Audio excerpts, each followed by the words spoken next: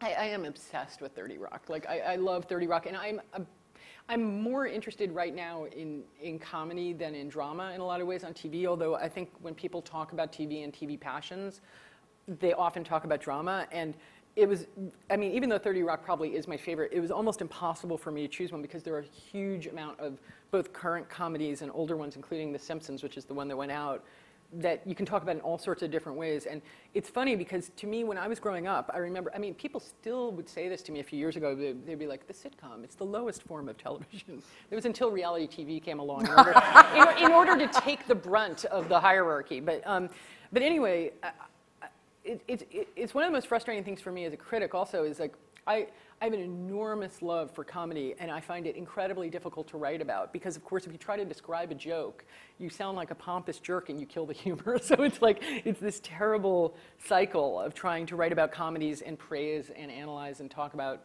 the thing. Whereas when I'm just standing before you, you can be like, you see that? That was hilarious. So anyway, there's a lot of stuff like that. It's funny, I think I said this in the previous panel, but a lot of times when people talk about the show, and this is absolutely true that there's this huge, the last few years have marked a huge breakout in terms of women running TV shows and female comedy, and there's a bunch of great shows. I don't know if you guys have seen Broad City, it's brilliant, Inside Amy Schumer.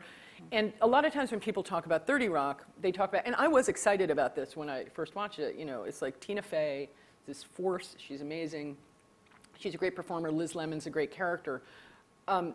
But as with The Simpsons, the thing about the show, and I remember being frustrated in an interview about the show where they kept wanting to talk about the feminist aspects of the show, and I'm like, but it's a show about everything. Like, I mean, it's a show that has plots about every political thing that went on during the period the show was on was reflected in the show. And as a New Yorker, it was also like strangely exciting to see a show that incorporated so much that was really about New York. So I feel like you could talk about it from any angle.